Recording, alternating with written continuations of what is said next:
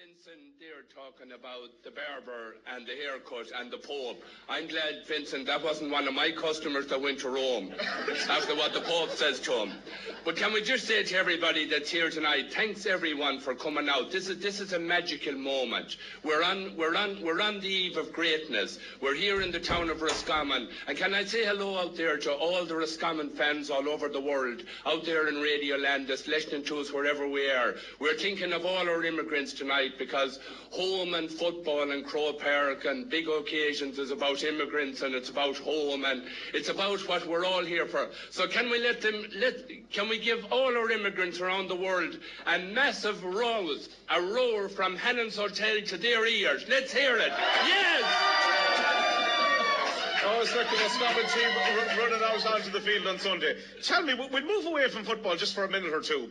I was chatting to you during the week, and we were putting all this together, and you know, one of the obvious questions I suppose everybody is asking you nowadays, how is married life going? Oh, John, absolutely great, and I'd love to say hello to Marla, my wife, down in Droon and Ballymote. She's tuned in tonight, and Muckle the Cavan man in the field beside us, and all her family and all my own family, and the whole of Ballymote down in Sligo knows Roscommon is going to Crow Park on Sunday. Tell me, there's huge excitement, and the Connacht Championship success, you were obviously on a high for that, and I've seen the footage of all the guys going round and the celebrations. Something like that, isn't it brilliant? Doesn't it give everybody a magnificent lift?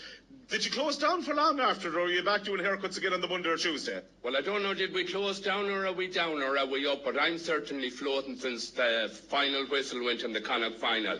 It has been absolutely brilliant, John. We're carried on a sea of euphoria. Jeez, I love this. This is like, you couldn't measure this. I was only just saying today, we have only 2 more sleeps until Sunday morning, and getting ready to go to Crow Park, and we're going to Crow Park as Connacht champions, John. And you know, I was a Connacht championship mightn't mean an awful lot to the big counties, but the small counties in Connacht, when you look at Leitrim and Sligo and take ourselves, we're sandwiched between 2 massive counties, with Galway and Mayo, and for any of the small 3 in Connacht in football terms to make the breakthrough is absolutely great. And what a Connacht medal has meant to us, and it's great to be going to Crow Park as Connacht champions on Sunday, and the buzz is mighty, John. Tell me a little bit what the day is going to involve now for you on Sunday. When do you intend to head off? What time? Oh, I'd love to be going now. I'd love if we didn't have to go to bed for the next 2 days, because fear charged sleep. And I'm so excited. I cannot wait to get up. And it's lovely to have that childlike excitement, you know, that our fans have. Well, you know, when we're kids, I see the kids here this evening, and they have footballs, and they're going around with headbands, and they have the ball in and out. And it's lovely to see that. But we can be kids as well. And nothing stirs us like the GA and like Sunday and watching the team and the whole day, like, you know, from start to finish. But we don't have to wait for Sunday. We don't have to wait to be happy, John. We're happy right now. Aren't we happy? Go for it! Do you know something? You've got a brilliant way with words, and the interview was backing that up. But you described the championship so well, you know, the tar boiling, the ice cream melting, the car packed, the radiator boiling. These things that many would consider almost as a chore and something terrible to happen on the route to a big game. You see that as part and parcel of the whole culture of the championship. John, I was talking to a few lads today in the shop, and I was just saying what they were saying, that it was great news that the N6 was opened. And I was saying, what a pity.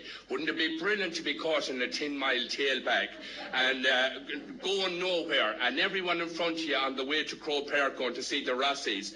Big traffic jams, the hold up, all the excitement. I suppose really it might be a romantic view back to our childhood when we were going, but it's just great fun. Like, to be shocking if we got in and if there was no one in front of us going to a match. Wouldn't it be terrible? Like, it's great to see the colours, the cars, the excitement, and unfortunately all the new cars, but there's none of the radiators boiling anymore. You never know, get punctured. There might be 1 or 2 old bangers on the road yet.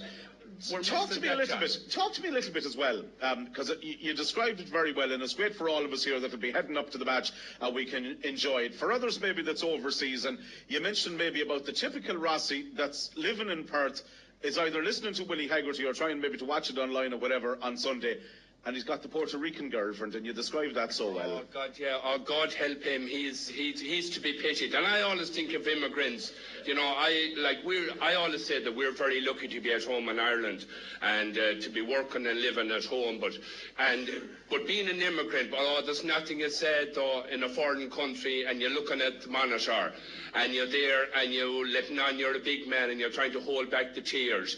And some of the lads now that have grand girls, and they'd be lovely, and she'd buy him a bottle of bud and she'd give it to him, and he'd be still looking at the monitor, and he'd be thinking of home and Uncle Jack and Mary Ellen, and he'd be in another world, and she'd come with another bottle of bud, and he wouldn't have a mouthful took out of the first one, and he'd say, "Oh John, why didn't I leave her till the match was over?"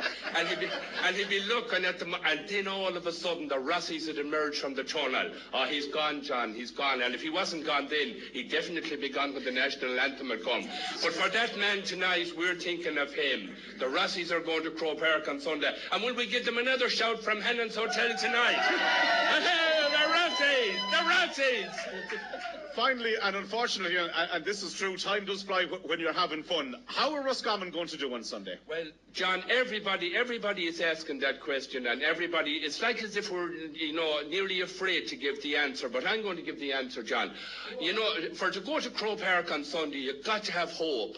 You've got to have belief. You've got to have confidence. And can I tell you, people, I have all three in abundance tonight.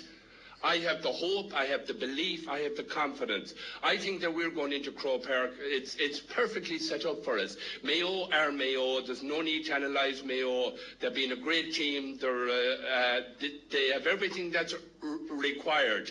But on Sunday, I don't think Mayo has met a team that's as well prepared mentally, physically, and we have the speed, we have the talent. And I think at 4 o'clock on Sunday, I think the Rocks will rock in Dublin. The Rossies are in town. The likes of it will not be seen, and I'm extremely confident, hopeful, no fear. We're going to go for it, and we're going to give it a blast. And what's going to happen? The Rossies!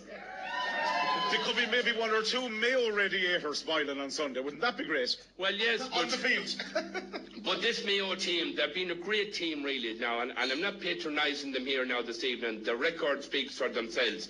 But they're coming to Croke Park, and everybody has written the Rossies off. And maybe they're right, but I think on Sunday, I cannot wait for 4 o'clock. Sunday, 4 o'clock in Croke Park. I'm just excited about. I cannot wait for the lads to run out, because I'm really looking forward to what's going to happen. And you have to have belief, John, you have to have hope, and you have to have the confidence. And I have all three in relation to Sunday's game. Come here, finally, will you promise me one thing? Will you come back and join us before the All-Ireland semi-final? John, it's a pleasure to be on your programme tonight. Thanks for inviting me here. And can I just say that all the great GAA people that's in this room tonight, all the county board officials, all the family and all the friends of the great players, and all the families of the current players, the sacrifice, the effort that ye have made and that ye have put in, we acknowledge that. As I'm only an ordinary supporter. All I do is I buy me ticket and walk in and sit down. But the effort that goes in behind the team, and the professionalism and the standard of our county teams at all grade. Great to see Michael here tonight, Michael Finneran, talking about the ladies' football. The amount of GAA that's covered and the great people that we have. Can we give them a big round of applause from all of us tonight? Fantastic stuff. Paddy Joe, thank you so much indeed. That almost brings the show to an end. Thank you indeed for joining us. Well done. Let's get a piece of music before we finish up. Johnny Johnson is going to sing us out. You've been a fantastic audience.